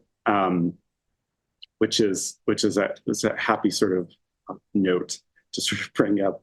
I think, doesn't Don Draper make a comment like that in Mad Men? In any case, this idea of we're born alone, we die alone. There is something about the way that we live, right? Our experience of life is very much sort of inside our own body, and there's this question about how do we connect and relate to other people. And as I was thinking about your question, the sort of image that kind of kept coming back for me was the image of someone putting a message in a bottle. So, if you think of someone writing a poem or a story of some kind, right? They're oftentimes motivated by this desire to express themselves somehow. And so it's sort of like putting a message in a bottle and kind of throwing it into the ocean. And then there's someone who can find the bottle and pull the message out. And they can read it. And maybe in reading that message, they find some kind of connection with whoever it was that wrote the message, that put it in the bottle, right? And I wonder if that, for me, was the way of sort of connecting the two ways we think about humanities, both in terms of these objects that one retroactively calls like a humanistic sort of subject, right? Or this sort of academic context. So like someone wrote this poem and they might have written this 800 years ago. And sort of the bottle has drifted down through the river of 800 years of time, right? And you've pulled it out. And the humanities provides this framework by which you can try and read it and understand it. And perhaps in that context, find a connection with someone, even someone separated in time and space, that makes that statement of you're born alone and die alone a little bit less true, right? And I think that in some sense gets at the heart of at least what I'm trying to do. I think when I think about humanities, I'm certainly more in the sort of educational side of things. I have written pieces of fiction, for example, but it's not primarily what I do. And so, yeah, I think that there's some, the word humane or humanus in Latin originally had this sense of kind of like benevolence. And I just wonder if that's this sort of benevolent experience of connecting with people, and humanities are the sort of both in some sense the products, but then also the tools they provide to help you access the things that help you connect with people. I think all of this, thank you for that answer, by the way, Sean. I feel like I could see sort of your training as just sort of someone who thinks through like the roots of things, right? And the consequences and all the possibilities. And this is why I love asking this question, because everyone has, right, such a different take on it, depending on what you study, or if you're a non-academic, just sort of your personal experience. So, I always have something very new to think about. So thank you. I'll add one quick thing. Do it. So humanities that play an angry ostrich, you're making a joke about one humanities, dos humanities. You will actually be perhaps delighted to know that in an earlier sort of form of English, So humanity could mean like an act of generosity. So there was, you would like, let's say Kathleen very kindly gave me a soda and then she gave me a piece of pizza and then she opened the door for me. I could say like, thank you for your humanities, right? Like that was a sort of, I mean, that's a sort of, farcical situation, but it could be used as a term to refer to acts of generosity, which I think is also kind of cool. Let's bring it Right? And back. perhaps, Make it cool. yeah, yeah. Yeah. Yeah, as Blue Jip says, those were the three humanities, right? Right. That's fantastic. I didn't know that. So we have probably just a little bit of time left. So if anyone has any last questions for Sean, please feel free to ask them. I have just a couple questions left for you. So I think I'll just start by asking, like, do you have any like upcoming projects like in the works that you'd like to let us know about? I believe you're currently working on a book, right? I don't know if there are any other research projects or things of interest that you'd like to share with us. Well, I can answer. I'll give you a quick two-part answer to Sure. that question. So one is um, hashtag not sponsored, but the Science History Institute, which is in Philadelphia, and that's where I was this summer. Wonderful. It's a fantastic institution. They have a free museum that's open to the public. Go. It's a lot of fun. And it's also a great place that's supporting scholars who are doing any work related to the history of science. So while I was there this summer, I was doing quite a bit of work on early modern chemical notation. So I'm currently working on some chemistry stuff, which we didn't get to in this chat. But interestingly enough, I think in terms of Sethian, like there's a lot of sort of potential overlap the way that people think about design, like the design of chemical symbols and the guy who made Sethian. There's neat sort of analogs, I should say. So that's kind of what I'm working on at the moment. My second answer to your question, and I should have had this pulled up on with a link, but I'll just write into the chat. So Thought on Tap. So Thought on Tap is actually a program that the Core Humanities program at UNR hosts every academic year. So if you are at all in the Reno area, I really encourage you to come out. It's a public lecture series that brings together members of the community, oftentimes members of the university, to talk together in a sort of panel format about a big question or a big topic. And we have a sequence of these conversations. We host them at different places, oftentimes like a restaurant or a bar. You can come, you can have dinner, you can just sort of follow along, you can ask questions. It's very relaxed, it's very informal. And it's a great opportunity if you're interested to sort of think about some of these humanistic questions together with other people in your community. So very much recommended if you are in the area. I'm very jealous I'm not in Reno because I think that's just so cool. So awesome. Okay, top three places or things to do in Nevada. I know you're a recent transplant, so this might be, Yeah. I understand it's more local, but what are just a couple things that you've loved discovering since you've moved here? And that was last year, a year ago? Was it a year Yeah, ago? it's been just slightly over a year. So I have to very much qualify my response by saying that, I am new and I cannot claim to speak with authority about the entire state. And also, this was my first year on a new job, right? And so maybe people in the audience know that's usually a very busy time. So there's not perhaps as much time for exploration as you'd normally like. So my answers will be limited to the Reno area. Totally And even okay. then, I cannot claim to be an expert on that subject either. But I will say, let's see, first of all, for people who are not from the area, uh, Tahoe is worth the hype. Like, I hadn't been to Tahoe. I'd heard about Tahoe, but it's gorgeous. Like it's just amazing.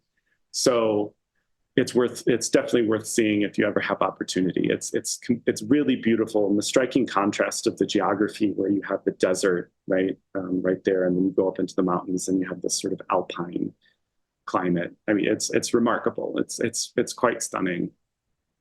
So yes, so Tahoe's worth the hype. Or lives up to the hype, I should say. Another thing would be Reno has an absolutely beautiful river walk that is it's amazing. Like so the Truckee River flows from um, Lake Tahoe down through Reno and eventually into Pyramid Lake. And there's this path that you could walk from Reno to Tahoe if you wanted on it, and it follows the Truckee River. And it's amazing. It's beautiful. It's built into the landscape. The part that runs through Reno is really cool. Like I was when I was at the Science History Institute this summer, I was very fortunate in that I sort of lived on a part of Philly that was right by the Schuylkill River. And Philly has this relatively new river walk as well. And so I really came to appreciate the river walk even more than I had before this summer. And so I had done the Reno River Walk before, but then when I came back after being in Philly and doing that river walk most nights, I did the Reno one again. And I was like, God, this one's amazing too. You know, like it's really cool. It's really cool that Reno put the money into making it. And then, okay, the last thing. Okay, again, hashtag not sponsored, but Cielitos up off McCarran in the north. Like, I love their tacos. They're so good. What kind of tacos? What's your favorite All the taco order? All the tacos. All the tacos. time. Okay. I don't choose among my children. No, they're highly recommended. I love it. Also, I'll have to check it out next time in Reno, which is I think I'll be back there in 2 months. So Yeah, well, we'll take you. How about that? perfect. We'll treat. All the tacos. That's right. Got to try them all. Well, thank you so much, Sean. Unless there's anything else you'd like to share with us before we say goodbye for tonight, but just had so much fun with you. Well, I just want to say thank you, Kathleen, for inviting me and also for developing the program, Humanities at Play, right? So one of the things that I think is really interesting about what's happening in the humanities, right? We often talk about the humanities as being in crisis, or the humanities are on the defense right now, right? Um, and there's certainly a lot of truth in that. But one of the interesting things about a moment of crisis is that it's also a moment to imagine new things. And this program, Humanities at Play, is such a brilliant response to this moment of crisis, to think about what can humanities look like? What are we doing? Like, what are new ways of asking these questions and coming up with new questions? And so this is really cool. This is really fun. Thank you for designing this and for inviting me to be a part of it. Well, that's really kind of you. I really appreciate that. And yeah, thank you to everyone in chat for all of your thank yous. Yeah, I've had a lot of fun with this program. I think from the guests, but also chat. I don't know if you saw your MCU name is apparently Dr. Dance now, but Gosh, no. we can change Gosh, it. no. No, I Yeah, can assure your you. villain arc begins. But yeah, I had a blast with you, Sean. And again, I think the people demand part two. There will be chemistry next time. So let's stay in touch about a That part sounds two, good. and we'll return to Sethian. So again, thanks so much everyone for joining us for tonight's stream. Don't forget, we have a survey. So for those of you who are just tuning in, feel free to give us a follow, and that way, if you want to get our notifications next time we're live, you can do that. We also have a schedule up on our website at nevadahumanities.org, and I'll try and update the one on our Twitch About page as well. But if you have any comments about just like future guests you want to see, whether it's Sean, whether you want to do something else next time, feel free to fill out that survey, and we'll read it, and we'll try and do programs based in the future on what you guys think. So this will eventually be up on YouTube, probably in a couple of weeks. So in the next, I don't know, 2 to 8 business months, it will be up. We don't have to wait 8 months, but it'll be up. And then you can see this recording. And yeah, I just learned so much. I really appreciate you putting the time into that presentation. We loved seeing the pictures. There's just something about seeing like old illustrations that I just absolutely Mhm. love what people are doing back then. Well, maybe next time, if there is a next time, we can focus in on that. That could be Yeah. kind of fun. Yeah. All right. Well, everyone, I hope you have a wonderful rest of your evenings. We'll see you next time and take care. Okay. Bye.